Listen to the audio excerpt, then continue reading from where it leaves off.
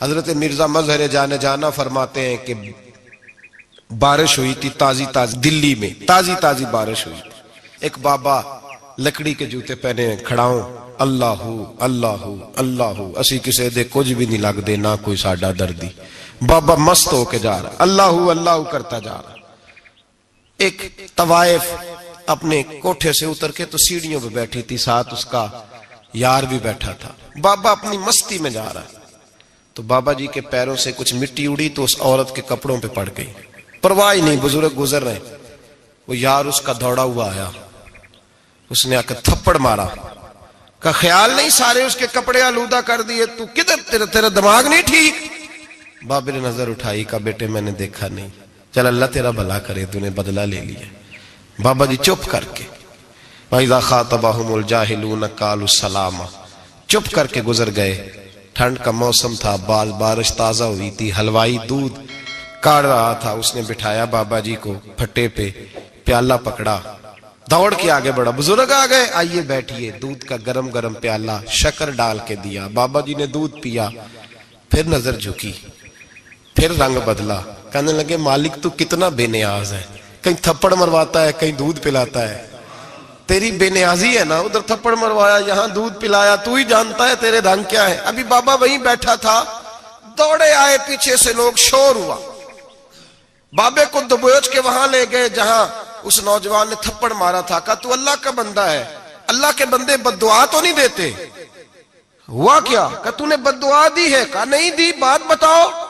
کہنے لگے اس نے تجھے تھپڑ مارا ہے, چھت پہ چڑھا ہے, پیر پھسلا ہے, گردن کے بل گرا ہے, منکا ٹوٹ گیا, مر گیا ہے, تو نے بد دعا دی ہے. بابا جی کہنے لگے یار میں نے تو دوسرا لفظ بھی نہیں کہا, بھلا ہو کہہ کے گزرا ہوں, میں نے نہیں بد دعا دی.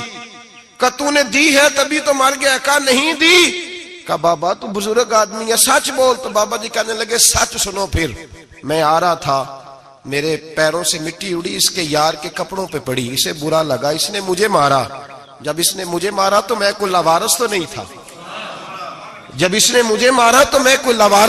تھا. مجھے دشمنوں نہ چھیڑو, میرا ہے کوئی جہاں میں ابھی پکار لوں گا, نہیں دور ہے مدینہ. اس نے مجھے مارا تو میں کوئی لاوارث تھا کہ میرا بدلہ کوئی نہ لیتا. اس نے مجھے مارا ہے تو میرے یار کو برا لگا تو اس نے اسے مار دیا ہے, میری تو غلطی کوئی نہیں. یاروں کا جھگڑا ہے, یہ تو دوستوں کا جھگڑا ہے, یہ تو یاروں کا جھگڑا ہے, کوئی غلطی نہیں میری, کوئی غلطی نہیں. خش جنہ قدر نہیں میرا, اے میرے صاحب نو وڈیاں, میں تے گلیاں دا روڑا کوڑا, میں گلیاں دا روڑا کوڑا, مینوں محل چڑھایا ہے سائیاں, مینوں محل چڑھایا ہے سائیاں. فرمایا اس نے مجھے لوارث سمجھا تھا کہ تھپڑ مار کے گزر جائے, میرا کو پوچھے گا ہی نہیں. میرے رسول پاک علیہ السلام کے بارے میں رب فرماتا ہے ابھی میں تو تیرے ہوتے ہوئے کافر کو سزا نہیں دیتا کہ تو موجود ہے. یاد رکھیں حضرت فضیل بن عیاض فرماتے ہیں ایک جوان تھا, مسجد میں آیا, لوگوں سے کہنے لگا روٹی کھلاؤ. کسی نے توجہ نہ کی. اس نے کہا میں رب بتانے والا ہوں, میری طرف دیکھو تو صحیح. کسی شخص نے خیال ہی نہ کیا. پھر اس نے کہا یار تھوڑا سوچو. نمازیوں سے کہا, اہل علاقہ سے کہا, انہوں نے کہا تیری طرح کے بڑے درویش دیکھیں. مسجد کے محراب میں وہ رب کریم کا بندہ انتقال کر گیا. جب فوت ہو گیا نا, لوگوں کا مزاج ہے, بیمار کو دوائی نہیں دیتے, جنازے پہ وقت پہ پہنچ جاتے. جب کوئی گر رہا ہوتا ہے تو سہارا کوئی نہیں دیتا, جب کوئی گر جاتا ہے ٹانگ ٹوٹ جاتی ہے تو تیمارداری کو زمانہ پہنچ جاتا ہے.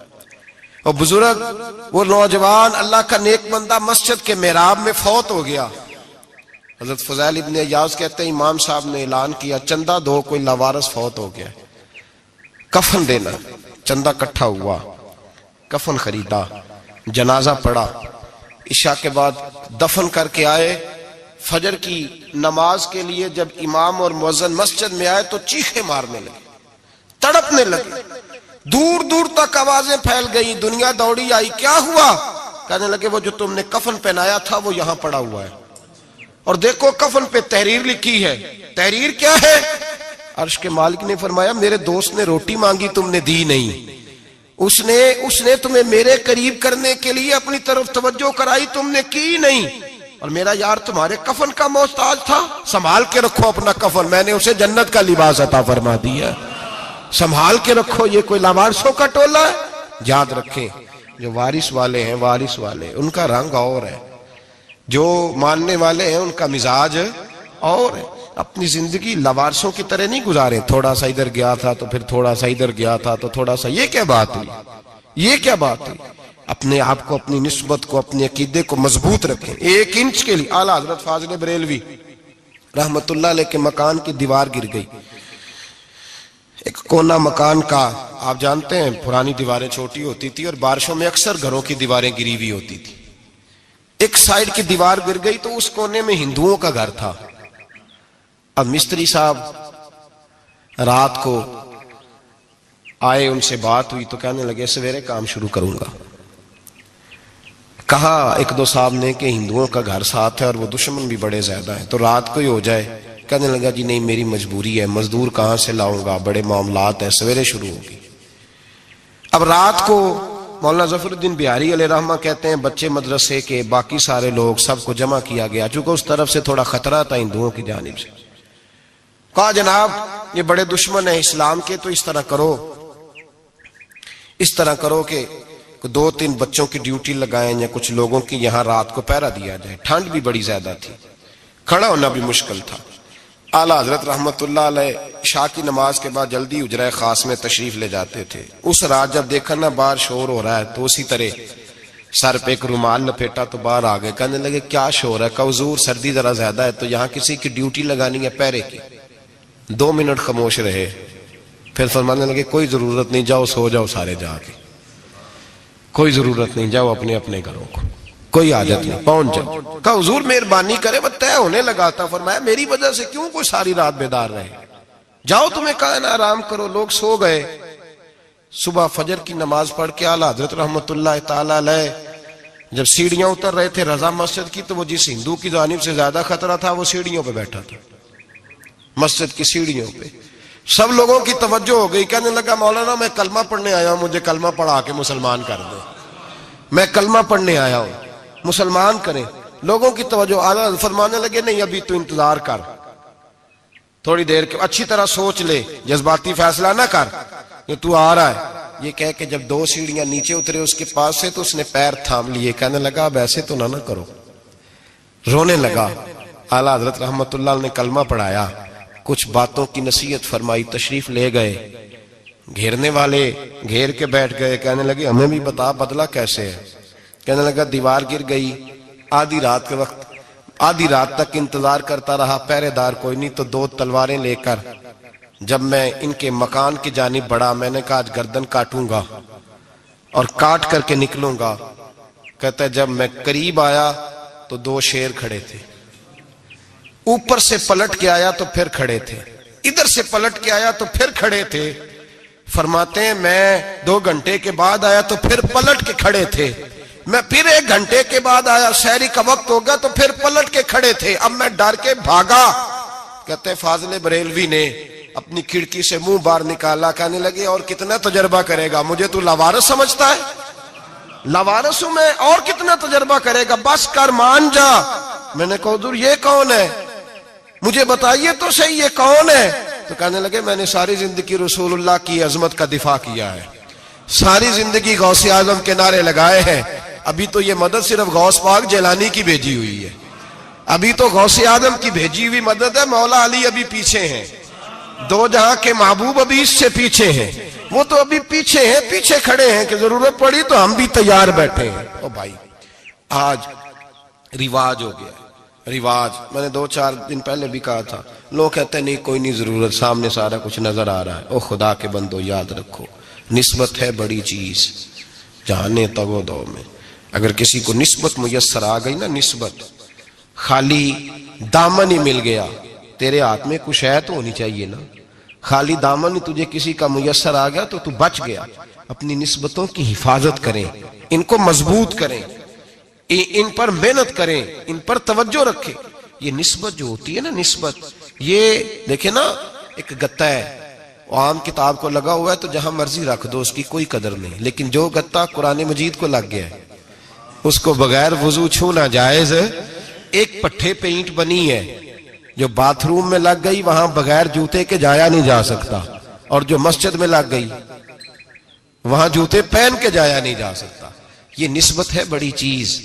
اگر میسر آئے نصیب ہو اپنی نسبت کو مضبوط کر کے رکھا کریں, اس کی جولانی کا مظاہرہ کیا کریں. اس نسبت میں روز توانائی آنی چاہیے. میں آپ کو بڑی ذمہ داری کے ساتھ ایک بات بتاتا ہوں تجربے کی. ہمیں جتنا کسی نے آ کے کہا ہے نا نسبت کے خلاف, ہماری نسبت اس سے زیادہ مضبوط ہوئی. ہمیں جتنا کسی نے آ کے کہا ہے نا جی آپ کو کیا ملا, آپ کو کیا ملا, تو ہم نے اتنا کہا یار جیسے جیسے تو کہتا جاتا ہے ہماری تو نسبت میں اضافہ ہوتا جاتا ہے, ہمارا تو مزاج بدلتا جاتا ہے. روز ایک نیا پردہ کھلتا ہے, روز ایک نیا رنگ واضح ہوتا ہے, روز ایک نئی توانائی. ابھی تھوڑے دن کی بات ہے, ایک مولانا شرف الدین صاحب ہے, مفتی صاحب, میرے حضرت صاحب کے مرید ہوئے. مفتی تھے, عالم آدمی تھے, سرکار تاج الشریعہ, ہمارے شیخ سے بیعت کی. اب ہمارے حضرت صاحب کا اس وقت حال وہی ہے وَرَأَيْتَ النَّاسَ يَدْخُلُونَ فِي دِينِ اللَّهِ أَفْوَاجًا. اب فوجوں کی فوجیں لوگ آتے ہیں. ہم نے دیکھا ہے صرف خالی مرید ہونے والے بار سینکڑوں کی تعداد میں ہزاروں لوگ بیٹھے ہیں کہ صرف بیعت اتنا کہہ دیں ہم نے قبول کیا. اس عالم میں, اور جہاں حضرت صاحب کا اعلان ہو جائے کہ تشریف لا رہے ہیں, وہاں لاکھوں کا مجمع جمع ہو جاتا ہے اور ایک جھلک دیکھنے کو لوگ ترستے رہتے ہیں. یہ کیفیت ہم نے دیکھی. وہ دور گزر گیا. کبھی ایسا بھی ہوتا تھا ایک میں ہوتا تھا, ایک تو ہوتا تھا, اور تیسری تنہائی ہوتی تھی. وہ دور بیت جاتا ہے, وہ لمحے کسی کسی کو نصیب آتے ہیں. حضرت کا وہ مولانا شرف الدین صاحب کہتے ہیں مرید ہوا, تو مرید ہوا مجمع میں, رسی حضرت پھینکتے ہیں یا چادر پھینکتے ہیں تو پکڑ کے مرید ہوا, تو ساتھ ساتھ اور چادریں باندھی تھی, لوگوں نے پکڑی ہوئی تھی. ایک مولانا, میں جب بیعت ہو کے آیا ان کو بتایا تو مجھے کہنے لگے یار تو ایسی جگہ مرید ہو گیا جو تیری بات بھی نہ سن سکیں, جن کو تو دکھڑا بھی نہ سنا سکے, جو مصروف ہی بڑے رہتے ہیں, کہاں مرید ہو گیا تو. ایسے پیر کا بیعت ہوتا جہاں تو جاتا وہ تیرے پاس آتے, گفتگو ہوتی, بات چیت ہوتی. کہتے جب انہوں نے مجھے بہت زیادہ قائل کیا نا, بہت زیادہ, تو میں نے ارادہ کر لیا, میں نے کہا بات ٹھیک ہے, بیعت کہیں اور ہونا چاہیے تھا. کہتے میں عشاء کے بعد سویا تو حضرت صاحب مجھے خواب میں ملے, خواب میں, اور فرمانے لگے مولانا جب آپ مرید ہوئے تھے تو آپ اس جانب بیٹھے تھے, اس کونے میں آپ تھے, اتنے لوگ آپ سے پہلے تھے, اس حال میں آپ مرید ہوئے تھے, اور جہاں تک بات چیت کرنے کی بات ہے تو آپ نے جو دل میں سوچا تھا وہ میں نے آ کے آپ کو بتا دیا ہے. پھر بھی بڑی ضرورت ہو تو میرے صاحبزادے کا نمبر لے لیں اور فون کر لیا کریں, بات ہو جایا کرے گی. کہتے ہیں یہ ابھی بات ہو ہی رہی تھی کہ میرے دروازے پہ دستک ہوئی تو میری آنکھ کھل گئی, میری آنکھ کھلی تو میں پریشان ہوں کہ نمبر تو ملا نہیں. ایک انجینئر صاحب میرے محلے میں رہتے تھے, فرماتے ہیں وہ شام کو میرے پاس آئے اور کہنے لگے مولانا سنا ہے آپ حضرت مفتی اختر رضا صاحب سے مرید ہو گئے. میں نے کہا ہاں. تو کہنے لگے میں ان کے مدرسے میں کام کر کے آئے ہوں, میرے پاس ان کے بیٹے کا نمبر ہے, چاہیے آپ کو؟ نمبر ہے چاہیے. کہتے ہیں نمبر مجھے وہ شام کو گھر آ کے دے گئے.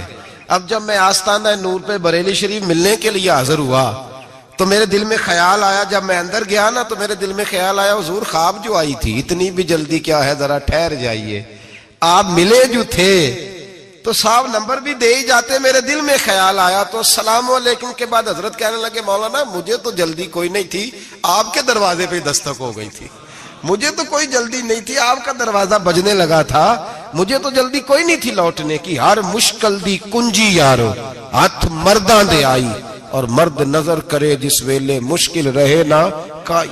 بس لوگوں یہ یاد رکھو اور اس پہ عمل کرو, اپنی نسبتوں کو مضبوط کریں. ہمارا تو جیسے دن کا اجالا چمکتا ہے نا, چمکتا ہے دل کا اجالا, جیسے نیا دن چڑھتا ہے ہمارے لیے تو ایک نئی روشنی لے کے آتا ہے. اپنے آپ کو بیدار رکھیں. سورج اگر باہر پورا نکل آئے نا تو جو آدمی آنکھیں زور سے بند کر لے اسے کوئی شے نظر نہیں آتی. پورا سورج نکلا ہوا بھی ہو, سورج اسے نظر آئے گا جس کی اپنی آنکھیں بھی کھلی ہوں گی. تو آنکھیں ہی نہیں کھول رہے, تو آنکھیں ہی نہیں کھول رہے, آنکھیں, یہ شکوہ آنکھیں نہ کھولنے کا ہے, آنکھیں نہیں کھول رہے تو سورج کیسے نظر آئے گا. بات ذرا سخت ہے پر چلو آپ میرے عزیز ہیں, کر جاتا ہوں. ملا رومی رحمت اللہ تعالیٰ علیہ فرماتے مجھ سے ایک شخص نے کہا کہ نبی پاک صلی اللہ تعالیٰ علیہ وسلم اگر سراجم منیرہ ہے تو نظر کیوں نہیں آتے؟ تو میں نے کہا الو اگر آنکھیں بند کر لے تو اسے کوئی شے نظر نہیں آتی, آنکھیں بند کر لے تو اسے کوئی شے نظر, تو آنکھیں تو کھولنا, آنکھیں کھول. یہاں میں اپنے کمرے میں یوں پردہ آگے کر کے لائٹ بند کر کے باہر شور مچاؤں, سورج کوئی نہیں, سورج کوئی نہیں, تو مجھے کوئی بندہ کہے گا پاگل, اس طرح کر, باہر نکل, ادھر آ تجھے دکھاؤں سورج ہے کہ نہیں، تیری تو اپنی آنکھیں بند ہے۔ اقبال کہتے ہیں دل بینا بھی کر خدا سے طلب، آنکھ کا نور دل کا نور نہیں، اندر کی آنکھیں کھول، اندر اتنا اندھیرا ہے تو باہر کیسے نظر آئے گا؟ تو لوگ آنکھ ہی نہیں کھولتے، دائیں بائیں دیکھتے رہتے ہیں۔ نسبت کو مضبوط کریں۔ رب تو فرماتا ہے حبیب تو موجود ہے تو میں کافر کو بھی عذاب نہیں دیتا۔ اب یہاں خالص نسبت کا بیان ہے، خالص، یہ نہیں فرمایا کہ حبیب ان کے عمل اچھے ہیں تو میں عذاب نہیں دیتا، یہ نہیں فرمایا کہ حبیب یہاں خانہ کعبہ ہے تو میں عذاب نہیں دیتا، نسبت کی بات فرمائی، نسبت کی۔ یہ نہیں فرمایا کہ حبیب یہاں روز طواف ہوتا ہے تو عذاب نہیں دیتا، یہاں تلاوت ہوتی ہے تو فرمایا حبیب تو ہے اس لیے میں انہیں عذاب۔ مدینے میں کبھی زلزلہ نہیں آیا، پتہ ہے آپ کو؟ اس لیے نہیں آیا کہ وہاں میرے مصطفیٰ کا گنبد خضرا ہے۔ کوئی فصل وہ بیجتے نہیں، کوئی فصل بوتے نہیں، وہ کوئی فصل بھی، لیکن دنیا کی ہر شے آپ کو مدینے میں ملتی ہے۔ جو سب سے اچھا پھل کھانا چاہے اسے مدینے میں جا کے ملتا ہے، اس لیے کہ وہاں گنبد خضرا کی ہریالی موجود ہے۔ دنیا کی ہر نعمت ملتی ہے اس لیے کہ گنبد خضرا جو موجود ہے۔ تو بھائی یہ نسبتوں کی بار ہے، نسبتوں کی۔ پرانی امتوں میں جب کوئی گناہ کرتا تھا تو دروازے پہ لکھا ہوتا تھا سویرے، میرے حبیب نے دعا فرمائی مولا یہ میرے ہیں انہیں رسوا نہ کرنا، اے اللہ میرے ہیں انہیں رسوا نہ کرنا۔ تو میرے بھائی سن لو اور یاد رکھ لو، لاکھوں پاپ بھی لوگ کر کے آئیں، سویرے منہ دھو کے نکل آئیں تو عرش کا مالک رسوا نہیں کرتا، بلکہ کہتا ہے تو میرے دامن میں چھپ جا، اندر جا کے جہاں گناہ کیا ہے وہاں جا کے دل سے سچی توبہ کر لے، میں قیامت میں بھی کسی کو نہیں بتاؤں گا کہ تو نے گناہ کیا ہے۔ تو برکت کس کی ہے؟ رسول پاک کی۔ یہ برکت کس کی ہے؟ حبیب دو عالم کی صلی اللہ۔ غلامی کا رشتہ مضبوط کریں، غلامی کا وارث والے بنے، لوارث نہ بنے۔ لوارثوں جیسی زندگی نہ گزارے، جہاں مرضی چلے گئے، جہاں مرضی چھٹیاں کار ہے، جتنے مرضی ٹائم بتا ہے، جو مرضی طبیعت میں آیا کرتے پھرے، پتہ ہی کوئی نہیں، حال ہی کوئی نہیں، یہ کوئی کیفیت نہیں ہے کوئی بھی۔ مجھے ایک صاحب کہنے لگے کہ ایک پیر بھائی پوچھ رہا تھا حضرت صاحب کا حال کیا ہے، میں نے آج کے بعد اس نے تجھ سے پوچھا تو بالکل نہ بتانا۔ وہ کیسا بیٹا ہے، وہ کیسا بیٹا ہے جو پڑوسیوں سے دائیں بائیں لوگوں سے حال پوچھتا ہے، اسے پتہ ہی نہیں، اسے خبر ہی نہیں، اسے تو لمحے لمحے کی خبر ہونی چاہیے، اسے تو منٹ کا پتہ ہونا چاہیے تھا۔ وہ اس نے کس طرح کی نسبت رکھی ہوئی ہے جس کو ہم سایوں سے پوچھنے پڑتا ہے ذرا پتہ کر کے بتانا حال کیا ہے۔ تو کدھر تھا بھائی، اتنی دیر ہو گئی، تو نے حال بھی کسی اور سے پتہ کرانا ہے۔ میں نے کہا اس کو کہنا آج کے بعد حال پوچھنا ہوا تو خط لکھے، میں بھی جواب لکھ دوں گا، بات ختم ہو گئی۔ جب دور دور جو رہنا ہے تو ٹھیک ہے، پھر اس طرح نہ تو خدا ہے نہ میرا عشق فرشتوں جیسا، دونوں انسان ہیں تو پھر کیوں اتنے حجابوں میں ملے؟ اور اس نے کہا تھا اب کہ ہم بچھڑے تو شاید کبھی خوابوں میں ملے، جیسے سوکھے ہوئے پھول کتابوں میں ملے۔ ایسا کام نہ کریں کہ وہ انداز ہی بدل جائے، اپنے آپ کو، اپنی نسبتوں کو مضبوط کریں۔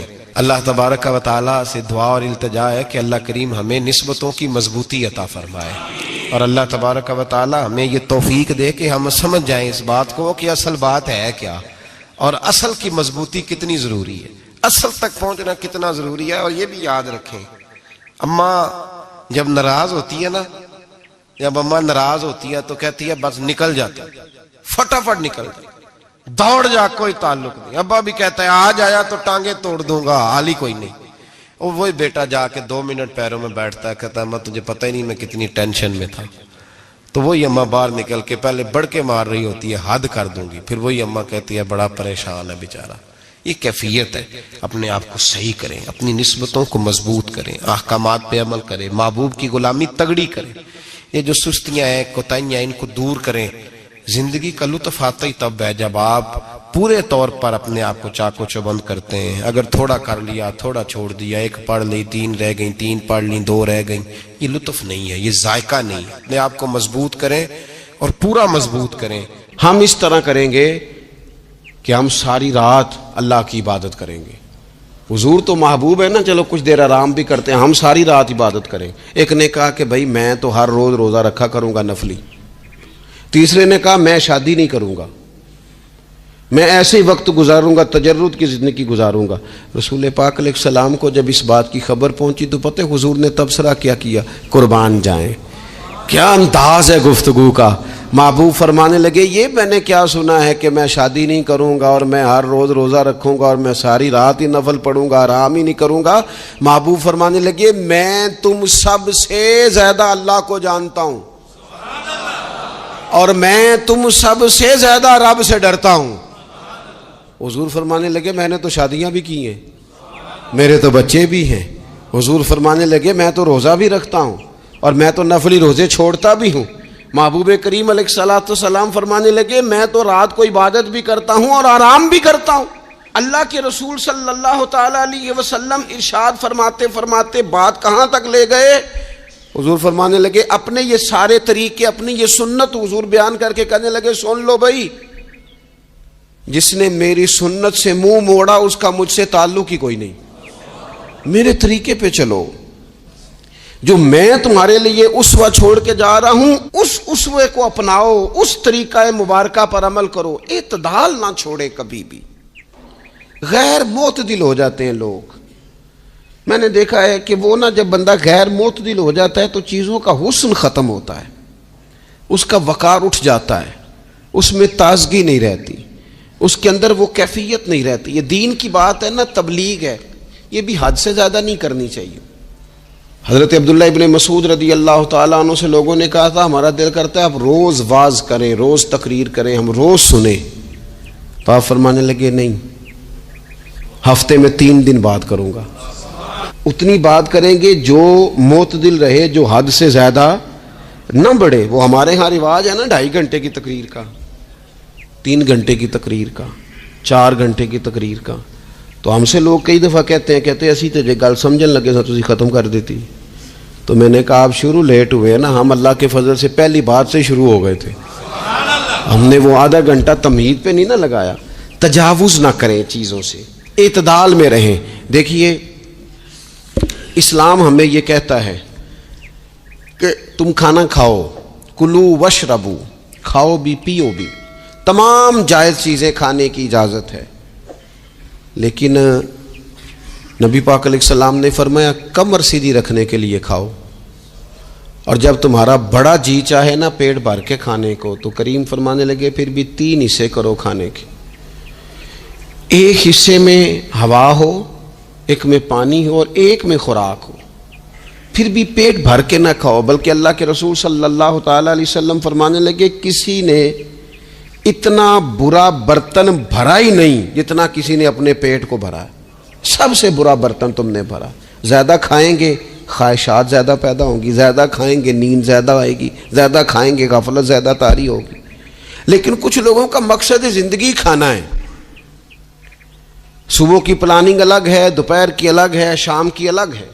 آپ حیران رہیں گے کہ آپ اس ملک میں رہتے ہیں جس میں سب سے بہترین بزنس ہوٹل چلانے کا بزنس ہے، کھانے پینے کا کام کرو، یہ بھی بنا لو یہ بھی بنا لو، اچھا بھلا کھا پی کے اس کے بعد فاسٹ فوڈ کا آرڈر دے دیا جاتا ہے، اور کھانے کے بعد کتنی ساری چیزیں۔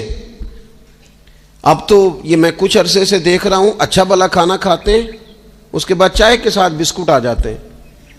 میرا ایک غریب گھر سے تعلق ہے، ہم تو اس وقت چائے کے ساتھ بسکٹ کھاتے تھے، رس کھاتے تھے جب روٹی کوئی نہیں ہوتی تھی، یا روٹی کھانے کا پروگرام نہیں ہوتا تھا، کوئی پرہیز چلتی تھی۔ لیکن اب وہ لوازمات چائے کے ساتھ، اب تو لوگ چائے کا، اب جی آپ کا کھانا نہیں پکانا چائے پکانی ہے، تو چلو ٹھیک ہے چائے پک گئی، اب وہ چائے پک رہی ہے، اس کے ساتھ جناب بھنا ہوا گوشت پڑا ہے، اس کے ساتھ پیزا آ گیا ہے، اس کے ساتھ فلانی چیز آ گئی، یہ کیا ہے جی؟ اچھا پھر وہ خواہش بھی ہوتی ہے بعض میزبانوں کی کہ اب یہ تعریف بھی کریں، وہ سارا کچھ رکھ کے تو ساتھ یہ بھی کہہ رہے ہوتے ہیں تو چونکہ روٹی ڈاک چھڑی سی، لہذا پھر ہم نے نا یہ سارا کچھ کیا ہے۔ یعنی وہ کہہ رہے ہوتے ہیں کہ مہمان اب یہ کہے کہ او ہو آپ نے تو بڑا تکلف کر دیا ہے، اس کی کیا ضرورت تھی۔ تو کئی مہمان میری طرح کے بڑے پکے ہوتے ہیں، جو روز کے مہمان ہوتے ہیں نا بڑے پکے ہوتے ہیں، وہ تعریف شریف کوئی نہیں کرتے، وہ صاف ہی بات کرتے ہیں کہ تسی ایک شے رکھ دے تے اسی بھی چج نال کھا لیندے۔ اب تو یہ چکھنے چکھانے کا ہی ماحول ہے، کوئی ایک رکھتے یا ہماری مرضی کی رکھتے یا پوچھ لیتے کہ اس ٹائم روٹی کھانی ہے تو چلو ہم کھاتے۔ یہ لوازمات ہیں، یہ تکلفات ہیں، اس میں گھر والے بھی تکلیف میں، پیسہ بھی بعضوں کا ضائع۔ آپ کھانے کے لیے زندہ نہ رہیں، زندہ رہنے کے لیے کھانا کھائیں۔ اپنی طبیعت میں بوجھ نہ بنائیں کسی قسم کا. نبی پاک صلی اللہ تعالی علیہ وسلم نے مومن کی شان پتہ کیا بیان کی؟ فرمایا کافر اور منافق 7 آنتوں سے کھاتا ہے اور مومن 1 سے کھاتا ہے. اتنا فرق ہے کافر منافق کے کھانے میں اور مسلمان کے کھانے میں. 6 گنا کم روٹی کھاتا ہے مسلمان، 6 گنا کم. حضرت عمر فاروق ملک کے شام میں حضرت ابو عبیدہ بن جراح سے ملنے کے لیے گئے تو کہنے لگے اتنی دور سے آیا ہوں، سپہ سالار اور روٹی تو کھلا. تو انہوں نے اپنے بیگ سے رات کا خشک ٹکڑا کھانے کا نکالا اور پانی کا پیالہ دے کے کہنے لگے عمر یہ لو کھا لو. تو حضرت فاروق اعظم کہنے لگے یہی وہ مزیدار روٹی تھی جس کے لیے میں تیرے پاس آیا تھا، یہی وہ کھانا تھا، میں تلاش کر رہا تھا کہ یہ تمہیں ملے گا. کدھر گئے وہ لوگ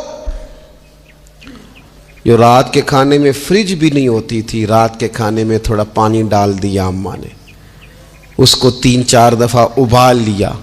رات کی روٹیوں میں تھوڑا سا پانی اور تھوڑا سا گھی، پورا گھی نہیں، تھوڑا سا پانی اور تھوڑا سا گھی. اور ساتھ دادی نانی یہ بھی کہہ رہی ہے کہ یہ پانی سے ذرا نرم ہو جائے گی روٹی. اور پھر وہ کھانا کھایا جا رہا ہے. اس کے اندر نہ تو ڈاکٹر آپ کو یہ کہہ رہا ہے کہ یہ نقصان کا باعث ہے، نہ معدے پہ بوجھ بن رہا ہے، نہ اس کے لیے پھر بھائیوں کو جا کے پردیس کاٹنا پڑ رہا ہے، نہ باپ کو کئی قسم کی نوکریاں کرنی پڑ رہی ہیں. اعتدال میں گھر کے اندر ہی سارا کچھ مینج ہے. یہ وہ حسن ہے جو اسلام کہتا ہے تم غیر معتدل ہو گئے، تم حد سے بڑھ گئے، تم نے زندگی ساری کھانے پینے پہ لگا دی. اور بھائی من چاہی نعمتیں تو جنت میں ملیں گی. ہم نے تو مزے کے کھانے وہاں جا کے کھانے، وہاں ملے گا پھل اور وہاں ملے گی نعمتیں جو بار بار ملیں گی. چہرے ایک جیسے ہوں گے پر ذائقہ بڑا منفرد سے منفرد نظر آئے گا. تو وہ جو پردہ غیب میں چیزیں تھیں وہ ساری چیزیں لوگ کہتے ہیں آج ہی ہم ساری غیر معتدل نہ بنے، تھوڑی سادگی لائیں، تھوڑا درمیانہ راہ. اسلام اس کو پسند کرتا ہے. نبی پاک علیہ السلام کی بارگاہ میں ایک مہمان آیا، ابھی وہ مسلمان نہیں تھا، تو محبوب نے فرمایا ایک بکری کا دودھ دھو کے اسے پلا دو. ایک بکری کا دودھ دھویا گیا، پلایا گیا، پھر دوسری کا دودھ دھویا گیا، پلایا گیا، پھر تیسری کا. وہ 7 بکریوں کا دودھ پی گیا. صبح اللہ نے توفیق دی اور وہ کلمہ پڑھ گیا. اب نبی پاک علیہ السلام نے فرمایا اسے بکری کا دودھ دھو کے پلاؤ. ایک بکری کا دودھ پیا، دوسری کا پی نہ سکا، رات 7 کا پی گیا تھا. تو میرے کریم فرمانے لگے یہ مومن اور کافر کا فرق ہے. جب تک یہ حالت کفر میں تھا 7 بکریوں کا دودھ پی گیا، اب یہ مومن ہوا ہے تو اللہ تبارک و تعالی نے ایک دودھ کے ساتھ ہی اسے سیر فرما دیا ہے. اس کی تشنگی اور بھوک اللہ نے مٹا دی کھانے پینے کے لیے. اور اس کا ذہن بھی نہ بنائیں. میں جانتا ہوں جن گھروں میں بچے اس مزاج کے ہو جاتے ہیں، اس طبیعت کے ہو جاتے ہیں کہ آج یہ کھانا ہے، کل وہ کھانا ہے، پرسوں وہ کھانا ہے، وہ پھر کھانے پینے میں سارا وقت گزرتا ہے. پھر وہاں دیکھا ہے کہ اماں بیچاری باورچی خانے میں ہی رہتی ہے، پھر وہاں صرف ایک ہی سلسلہ ہے کہ کھاؤ کتنا کو کھا سکتے ہو. تو معتدل رہیں. تیسری بات یہ کہ رزق کمانے کے مسئلے میں بھی معتدل رہیں. کاروبار کریں، محنت کریں، منصوبہ بندی کریں، کوشش کریں، لیکن پیسے کمانے کے مسئلے میں ڈپریشن کا شکار نہ ہو.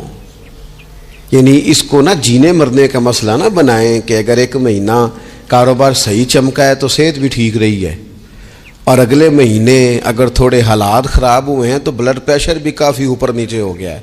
اس کو نفسیاتی مسئلہ نہ بنائیں.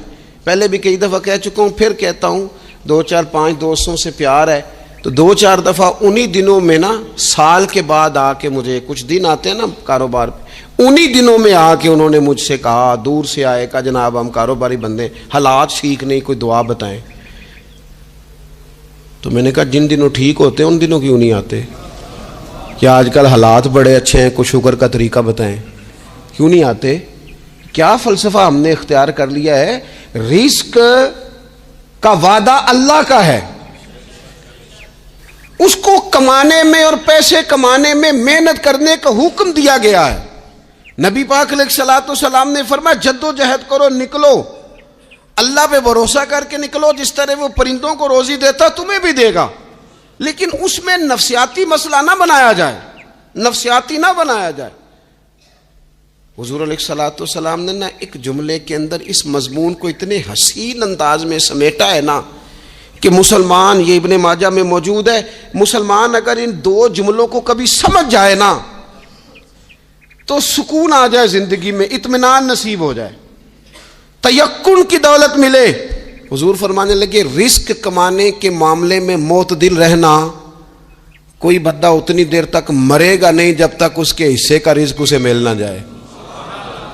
اتنی دیر تک بندہ دنیا سے نہیں جائے گا، تیرا حصہ تیرے تک پہنچے گا۔ کبھی بھی بے آبرو ہو کے رزق کمانے کے چکر میں نہ پڑے، کبھی بھی ذہن پہ سوار نہ کر لیں کہ میرا کام نہیں چل رہا، کبھی بھی اس طرح کی طبیعت نہ بنائیں۔ اور میں تھوڑی دیر پہلے عرض کر رہا تھا کہ ایک بزرگ نے نا دو کنجوس لوگوں کو پہلے بلایا، کنجوس آدمی تھے الا ماشاء اللہ، تو ان کے سامنے کھانا رکھا، کھانا بڑا بہترین اعلیٰ کوالٹی کا، لیکن ان سے کہا کہ جناب ہم نے نا ایک سبق لینا ہے آپ سے، تو کھانا تو آپ کو ملے گا اور آپ کی مرضی کا پکایا ہے، پر کھانے کا طریقہ ہمارا ہے۔ انہوں نے کیا کیا، یہاں سے رکھ کے نا ان کے ہاتھ باندھ دیے۔ وہ پرانے زمانے میں جو جراح ہوتے تھے بازو ٹوٹ جاتا تھا تو باندھتے تھے نا لکڑیاں رکھ کے، تو لکڑیاں رکھ کے نا ہاتھ باندھ دیے تاکہ یہ جوڑ موڑ نہ سکے، تو یہاں سے ہاتھ باندھ دیے کہ روٹی کھاؤ۔ کنجوس بندے تھے۔ اب انہوں نے لقمہ اٹھایا، ہاتھ بندھا ہوا، اور یہاں سے لے جا کے جب منہ میں پھینکا، وہ کپڑے بھی سارے الجھ گئے، حال بھی خراب ہو گیا، پر کھایا انہوں نے مزہ لے کے پورا۔ وہ بڑی بری حالت ہو گئی، وہ کنجوس تھے دونوں کو دسترخوان پہ روٹی کھائی جا رہی۔ اب ان دونوں کو سمجھانے کے لیے کہا کہ اب ہم تمہیں دو اور لوگوں سے بھی ملواتے ہیں۔ اب دو وہ بندے بلائے جو دل کے سخی تھے، جو رزق کے معاملے میں اس کا زیادہ حریص نہیں تھے، ان کی بھوک جو تھی وہ کہیں دور تک دکھائی نہیں دے رہی تھی۔ انہوں نے کہا جناب ادھر آئیں آپ دونوں بھی، ان کے بھی ہاتھ باندھ دیے گئے، کہا آپ نے روٹی کھانی ہے، آپ نفیس لوگ ہیں، ناراض نہ ہوئیے گا، سخی بندے ہیں، پر کھانا آپ نے کھانا ہے، پر ہماری مجبوری ہے، ہم نے آپ کے ہاتھ باندھ کے روٹی دینی ہے آپ کو۔ وہ دو بندے بھی آمنے سامنے بٹھا دیے گئے، کھانا چن دیا گیا، ہاتھ یہاں سے باندھ دیے گئے، لیکن وہ سخی تھے۔ انہوں نے کہا جناب کوئی مسئلہ نہیں، اللہ تعالیٰ توفیق دے گا۔ انہوں نے کیا کیا، وہ لقمہ لگاتے اور ایک دوسرے کے منہ میں ڈالنا شروع کر دیتے، کھانا بھی کھا لیا، کپڑے بھی بچ گئے، نفاست بھی قائم رہ گئی، اور کسی قسم کی کوئی پریشانی آئی۔ کام خاصا مشکل ہے کسی کے منہ میں لقمہ دینا، یہ کام بڑا مشکل ہے، یعنی کھانا آ جائے، پک جائے، پاس پہنچ جائے، اور پھر اسے توڑ کے بنا کے اتنی محنت کر کے دے کسی کے منہ میں دینا۔ لیکن یہ دے کے دیکھو کپڑے بچ جائیں گے انشاءاللہ، نفاست نظر آئے گی، حسن نظر آئے گا، خوبصورتی نظر آئے گی، اس میں لطافت محسوس ہوگی، اس میں لگے گا کہ یہ بندہ ایسا ہے جسے اللہ تعالیٰ نے اپنے فضل سے عطا فرمایا ہے۔ تو غیر معتدل طریقہ بندے کو رسوا کر دیتا ہے، رسوا کر دیتا ہے۔ وہ مال کمانے تو نکلتا ہے لیکن وہ کمزور ہو جاتا ہے، اس کا مزاج اور طرح کا ہو جاتا ہے۔ میں نے دیکھا ہے، وہ جناب ساری دنیا چھٹی پہ ہے لیکن اس نے کہا چلو آج میں دکان کھول لیتا ہوں، گاہک کہیں بھی نہیں آئے گا تو چلو سارے آج مجھے مل جائیں گے۔ ایسا نہیں ہوتا، رزق اللہ نے تقسیم فرمایا ہے، اور جس کا ہے وہ اس تک پہنچ جاتا ہے۔ تو غیر معتدل طریقہ اور رسوائی والا طریقہ کبھی بھی اختیار۔ اسی طرح کا معاملہ سخاوت میں ہے۔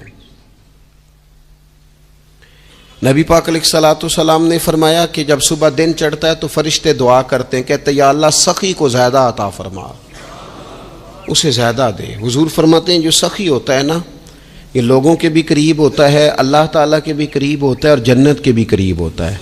اور یہ جو کنجوس ہوتا ہے یہ لوگوں سے بھی دور ہوتا ہے، اللہ تعالیٰ سے بھی دور ہو جاتا ہے، جنت سے بھی دور ہو جاتا ہے۔ سخاوت بڑی اعلیٰ چیز ہے، لیکن اس میں بھی معتدل رہنے کا کہا گیا ہے۔ معتدل، کچھ لوگ ایسے ہیں جو سخی نہیں ہوتے، یہ میں کوشش کروں گا تشریح آپ کے ذہن کے مطابق کر لوں۔ سخی مزاجن سخی، لیکن اگر کبھی چڑ جائے نا وہ جتنے مرضی پیسے لے لو ان سے، مزاج میں سخاوت نہیں، لیکن اگر طبیعت ہے اس طرح کی کہ اگر ان کا ذہن آ گیا نا، کبھی کہیں کسی نے تعریف کر دی ہے، پوری خوشامد اس نے کر لی ہے، تو پھر تو جناب ساری جیب بھی آپ خالی کرا دیں. یہ مزاج کی سخاوت نہیں ہے, یہ تو آپ کی طبیعت کا وہ ابال ہے کہ اگر کسی بندے کو پتہ چل گیا ہے کہ کس طرح کر کے آپ قابو آتے ہیں تو پھر وہ روز استعمال کرے گا. اور یہ ہوتا ہے, یہ ماحول ہوتا ہے. میں چونکہ مذہبی ماحول سے تعلق رکھتا ہوں, میں نے خود یہ دیکھا ہے کہ کوئی شخص اگر اس نے زیادہ بڑا منہ کھول کے لوگوں سے مانگنا شروع کر لیا ہے تو پھر تو جناب بڑی بات ہے, مہنگا آدمی. اور اگر کوئی اپنی وفاداری قائم رکھتا ہے, خوشامد نہیں کر سکتا, اس کی طبیعت نہیں ہے کہ وہ 20-50 لوگوں کی خوشامد کرے, 10 کو حاجی صاحب کہے, 20 کو عاشق رسول کہے اور 30-35 کو کہے جناب بڑی بات ہے, ہم نے تو بڑا دیکھا ہے, آپ تو بڑے بہترین لوگ ہیں. تو پھر جناب وہ اگر یہ کام اسے کرنا آتا ہے تو پھر اس کا مطلب ہے اسے دہاڑی بھی اچھی لگانی آتی, پھر اس کی آواز کا بھی زیادہ سریلا ہونا ضروری نہیں. پھر اللہ تعالیٰ معاف فرمائے, پھر بس ٹھیک ہے, اب میں کیا اس پر تبصرہ کروں. پھر تو ہم دیکھ رہے ہوتے ہیں جس کو وہ عاشق رسول کہہ رہے ہوتے ہیں نا, اور ایسی خطرناک. میرے سامنے ایک نعت خواہ ایک صاحب سے کہنے لگا, نعت حضور کی پڑھی جا رہی ہے. کبھی شعراء ایک کام کرتے تھے, وہ کہتے تھے شعر تیری نظر ہے, وہ غزل کا شعر ہے یا کوئی ایسا شعر ہے, لیکن ایک شعر ہے نعت کا, اس میں تو حضور کی تعریف ہے. نبی پاک کی تعریف کا شعر کسی بندے کی نظر کیسے ہو سکتا ہے جب اس میں ذکر ہی رسول پاک کا ہے. تو وہ نعت خان صاحب کہنے لگے, بندہ سامنے بیٹھا ہے, تھوڑا بہت میں بھی اسے جانتا ہی تھا, تو اسے کہنے لگے حاجی صاحب یہ شعر تہاڈی نظر ہے. میں انہوں آخیا تو مہربانی کر, یہ نظر کوئی اور شے کر لیا, یہ تو نعت ہے حضور کی, یہ نبی پاک کے لیے ہی رہنے دے, اس کی نظر تو نے کر دی ہے. تو نالے میں کیا یہ حاجی جنی دیر تک پیچھے بیٹھا سی اونی دیر تو نظر کیتی نہیں, ان دتھیاں لے کے سامنے آئے تھے تو نظر نیاز شروع کر لی. نہ کریں یہ کام, اس سے کوفت پہ. اور آپ یقین کریں, میں ذمہ داری سے کہتا ہوں, یہ کام کرنے والا بھی تنگ ہوتا ہے, اور جس کے لیے کر رہا ہوتا ہے پتہ اسے بھی سارا ہی ہوتا ہے کہ چکر کیا چل رہا ہے, سب پتہ ہوتا ہے. تو اس تکلف میں جب انسان کام کرتا ہے تو کہاں تک بات جاتی. سخاوت کریں لیکن چڑھ کر کوئی کام نہ کریں. نبی پاک علیہ الصلوۃ والسلام نے فرمایا, حضور فرمانے لگے, اس طرح خیرات نہ کرنا کہ تمہارے اپنے بچے بعد میں لوگوں کے سامنے ہاتھ پھیلاتے پھرے. حضرت سعد بن ابی وقاص رضی اللہ تعالیٰ عنہ نے عرض کیا تھا, یا رسول اللہ صلی اللہ تعالیٰ علیہ وسلم, میں سارا مال اللہ کی راہ میں خیرات کرنا چاہتا ہوں, میری ایک ہی بیٹی ہے, میں چاہتا ہوں سارا اللہ کے راستے میں دے دوں. تو حضور فرمانے لگے, نہیں بھائی تو چوتھا حصہ دے, 3 حصے اپنی بچی کے لیے, بیویوں کے لیے, باقیوں کے لیے رکھ لے, لیکن تو یہ کام نہ کر. تو میرے عزیز زندگی میں خرچ کرنے میں بھی اعتدال کا مظاہرہ کریں. مجھے پتہ ہے اچھی طرح کہ ہمارے ہاں ایک مزاج بن جاتا ہے, طبیعت بن جاتی ہے کہ اگر کسی شخص کو آپ تھوڑی سی مدد کرتے ہیں تو وہ سمجھتا ہے کہ اگر اس نے مجھے 20,000 دیا ہے تو یقیناً اس کے گھر میں 50 لاکھ پڑا ہے. وہ پھر اگلے ہفتے دوبارہ آتا ہے, ایک نئی مجبوری کا بھی اظہار کرتا ہے. یہ ساری چیزیں ہوتی ہیں, ان چیزوں کے بیچ ہی آپ کو نیکی کرنی ہے, لیکن افراط و تفریط سے بچنا ہے. اسی طرح کا معاملہ اپنی زندگی کے دیگر معاملات میں کریں. نبی پاک علیہ الصلوۃ والسلام نے نا سادگی کو پسند کیا ہے. حضور سادگی کو پسند کرتے, کھانے کے معاملے میں بھی اور کپڑوں کے معاملے میں بھی, لیکن اچھا لباس پہننے کی اجازت دیتے. حضور علیہ الصلوۃ والسلام نے ایک موقع پر ارشاد فرمایا کہ اگر کسی بندے کے پاس گنجائش ہے تو اسے اجازت ہے کہ 2 جوڑے کپڑوں کے کام کاج کے لیے رکھ لے, 2 جوڑے جمعے کے لیے رکھ لے. اور نبی پاک صلی اللہ تعالی علیہ وسلم نے ایک شخص کو دیکھا جو مالدار تھا, لیکن اس کے کپڑے پھٹے پرانے تھے, لباس پرا گندا تھا, بال بکھرے ہوئے تھے. تو اللہ کے محبوب علیہ السلام نے فرمایا, تیرے اوپر اللہ کا فضل ہے, اور رب جب فضل کرے تو پھر اللہ فضل دیکھنا پسند بھی فرماتا ہے. فرمایا تو اچھا لباس پہن, حرج کوئی نہیں, لیکن اپنا رسول پاک علیہ السلام کا طریقہ مبارکہ یہی تھا کہ سیدہ عائشہ صدیقہ فرماتی ہیں کہ یہ وہ لنگی مبارک ہے اور یہ وہ پیوند والا کرتا مبارک ہے, اسی میں محبوب نے اپنی جان اپنے رب کریم کی بارگاہ میں پیش کر دی. اور فرماتی ہیں کتنے کتنے دن گزرے کہ رسول پاک علیہ الصلوۃ والسلام نے کھانا تناول نہیں فرمایا, کتنے کتنے دن گزرے. میں اس ساری بات کو اگر سمیٹوں نا تو میں یہ نوجوان اگر میری بات پر غور کریں تو اسلام کہتا ہے حضور خود کنگھی بھی فرماتے تھے, تیل بھی لگاتے تھے, امامہ بھی باندھتے تھے، سرما بھی پہنتے تھے، سادہ لباس پہنتے تھے لیکن صاف ستھرا۔ اسلام آرائش کی اجازت دیتا ہے، زینت کی اجازت دیتا ہے۔ آپ کنگا کریں، تیل لگائیں، خوشبو لگائیں، سرما لگائیں، صاف لباس پہنے، کپڑے دھلے ہوئے پہنے۔ حضور نے حکمن کہا، تاکیدن کہا کہ جمعے والے دن نہا کے مسجد میں آیا کرو۔ اسلام آرائش کی اجازت دیتا ہے، بس نمائش سے منع کرتا ہے۔ دکھاوا نہ کرو، نمائش نہ کرو۔ یہ نہ کہو کہ میں نے اتنے لاکھ کا پہننا ہے، ذرا لاگ پتہ جائے لوگوں کو۔ یہ نہ مزاج بناؤ کہ اوہو یہ تو میں نے جناب پچھلے ہفتے بھی پہنا تھا، یہ تو میں نے منگنی والے دن بھی پہنا تھا، نکاح والے۔ یہ نمائش ہے، نمائش سے اسلام منع کرتا ہے۔ اللہ کے پیارے رسول صلی اللہ تعالی علیہ وسلم نے فرمایا، جس نے دنیا میں شہرت کا لباس پہنا، اس طرح کا لباس پہننا چاہا، اس طرح کے کپڑے زیب تن کرنا چاہے جس سے محسوس ہو کہ میں ایک بڑا آدمی ہوں، میں مالدار آدمی، جس نے دنیا کے اندر شہرت کا لباس پہنا، اللہ قیامت کے دن اسے ذلت کا لباس پہنائے گا۔ یہ معتدل کیوں نہیں رہا؟ اس نے کیوں حد سے تجاوز کیا؟ اس کو اس طرح نہیں کرنا چاہیے تھا۔ رسول رحمت صلی اللہ تعالی علیہ وآلہ وسلم نے ہمیں جس چیز کی اجازت دی ہے وہ کام ہم کر سکتے ہیں، اور جس سے نبی پاک علیہ الصلوۃ والسلام نے ہمیں روکا ہے اس کام سے ہم نے بچنا ہے۔ ایک اور بات بھی خاص اور بالخصوص نوجوانوں سے کرنی ہے، وہ خاص جس طرح کھانے پینے میں معتدل رہیں، کمائی کرنے میں معتدل رہیں، خرچ کرنے میں اعتدال کا مظاہرہ کریں، لباس میں اعتدال کا مظاہرہ کریں، اسی طرح نا یہ آرام کرنے میں بھی ذرا معتدل رہیں۔ بہت زیادہ آرام کرنے لگ گئی ہے نئی نسل۔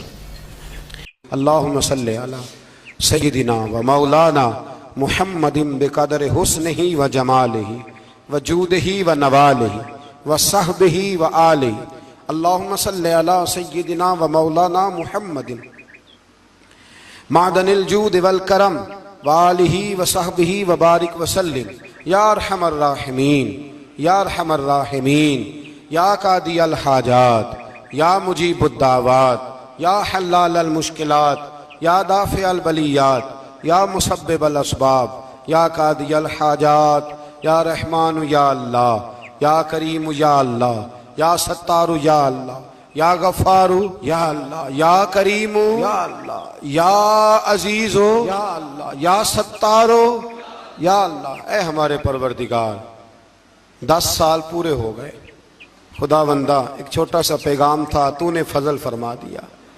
اے اللہ، ہم پلٹ کر جب دیکھتے ہیں تو 1% بھی ہم اس قابل نہیں کہ تیرے دین کی کوئی بات کر سکیں، کوئی پیغام دے سکیں۔ اللہ، کئی سالوں سے یہ دوست صبح کی نیند چھوڑ کے یہاں حاضر ہوتے رہے، مائیں، بہنیں، بچیاں، بوڑھے، بچے، اے اللہ بندوبست کرنے والے سب سے پہلے آتے رہے۔ خدا بندہ تیرے قرآن مجید کو پڑھا ہے، ہم کمزور تھے، بس تیری دی ہوئی توفیق سے پڑھا ہے۔ خدا بندہ ان میں سے ایک بات بھی تجھے پسند آئی ہے تو ہمیں معاف فرما دے، ہم سے درگزر فرما، ہمارے حال پہ رحمت فرما۔ رمضان آیا تھا پھر بیت رہا ہے، اللہ ہماری کمزوریاں، ہماری کوتاہیاں پھر ایک دفعہ پیش نظر ہیں۔ اے عرش و فرش کے مالک، برے ضرور ہیں، کمزور ضرور ہیں، گناہگار ضرور ہیں، پر تو ہمارے دلوں کے حال جانتا ہے، ہم تیرے غدار نہیں ہیں۔ اے اللہ، ہم صحیح ہونا چاہتے ہیں، ہماری نیتیں بھی ٹھیک ہیں، ارادے بھی ٹھیک ہیں، عمل میں کمزوری ہے، ہم پر ایک رحمت کی نظر کر دے، ہم پر ایک رحمت کی نظر کر دے۔ اے مالک کریم، ایک نظر کرم سے دیکھ تو صحیح، یہاں غریب بھی بیٹھے ہیں، بوڑھے بھی بیٹھے ہیں، مجبور بھی بیٹھے ہیں، کئی رو رو کے تیری بارگاہ میں فریاد کرنے والے بیٹھے ہیں۔ اے اللہ، بھول ضرور جاتے ہیں پر بندے تو تیرے ہیں، بھٹک ضرور جاتے ہیں پر غلام تو تیرے محبوب کے ہیں۔ ہمارے حال پہ رحمت فرما، اللہ ہمیں معاف فرما دے، اللہ ہم سے حساب نہ پوچھیو، اللہ ہمیں بغیر حساب معاف فرما دے، اللہ ہمیں بغیر حساب کے معاف فرما دے، اللہ ہم سے درگزر کرنا۔ جب قیامت کے دن ازل کا بازار لگے اللہ ہم سے درگزر فرمانا، ہماری پردہ پوشی فرمانا، اگر ہمیں عزت دی ہے تو عزتوں پہ دوام دینا، اللہ ہمیں ذلتوں سے محفوظ رکھنا۔ اے عرش و فرش کے مالک، میں تو نے بہت ساری نعمتیں نہ بغیر مانگنے کے دی ہیں، ہم کمزور تھے، تو نے صحت دی، ہم کمزور تھے، تو نے اولاد کی نعمت دی، پھولوں کی طرح کے خوبصورت بچے دیے۔ اے اللہ تو نے ہمیں وفادار قسم کے دوست دیے، اے اللہ پیار کرنے والے ساتھی دیے، ٹوٹ کر چاہنے والے دیے۔ اے اللہ تو نے بغیر مانگے ہمیں نیک صالح استاد دیے، بزرگ دیے، شیخ دیے۔ اے اللہ بغیر کسی لالچ کے پالنے والا باپ دیا، شفقت کے بازو پھیلانے والی ماں دی۔ ہم تیرا شکر ادا نہیں کر سکے، اللہ ہمیں شکر کی توفیق عطا فرما دے، اللہ ہمیں شکر کی توفیق عطا فرما دے، اللہ ہمیں شکر کی توفیق عطا فرما دے۔ اللہ اگر ہم بھول جائیں تو ہم سے درگزر فرما، اے اللہ ہمارے حال پہ رحمت فرما۔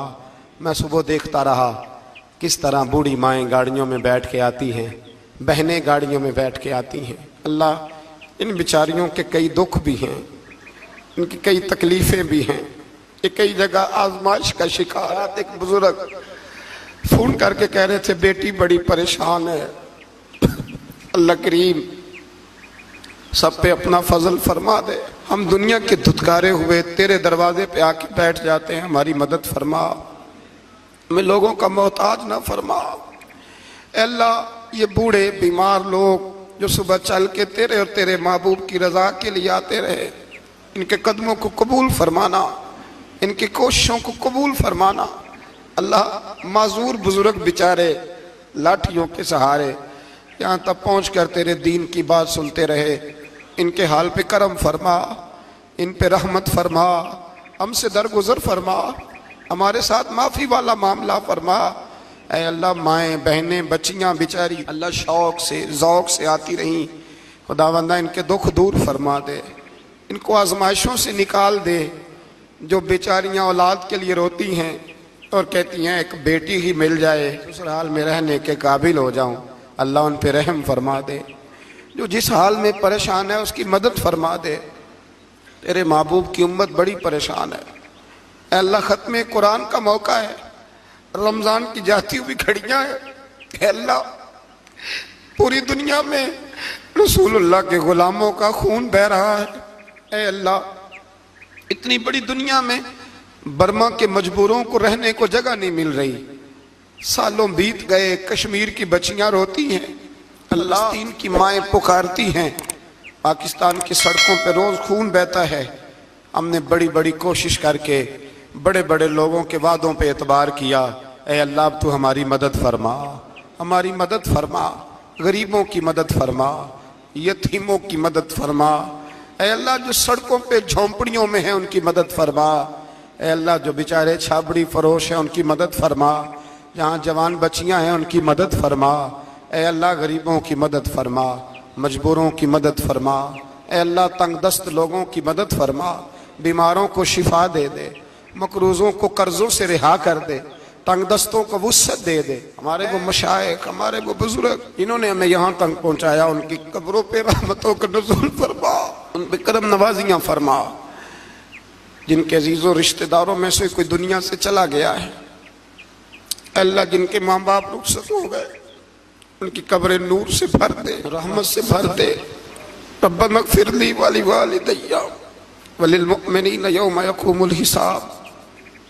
اے اللہ زندگی میں جب موت کا وقت آئے نا تو ہمیں کلمے کی توفیق عطا فرمانا، ہمیں بے ایمانی کی موت سے محفوظ رکھنا، ایماندار مارنا ہمیں۔ اللہ ہماری آخرت کی منزلوں پہ اپنا فضل رکھنا، ہم سے سخت حساب نہ لینا۔ اے اللہ بس خار ہیں، بدکار ہیں، ڈوبے ہوئے ذلت میں، کچھ بھی ہیں مولا تیرے محبوب کی امت سے۔ رب اغفر وارحم انت خیر الراحمین، وصلی اللہ تعالی علی حبیبہ سیدنا و مولانا محمد۔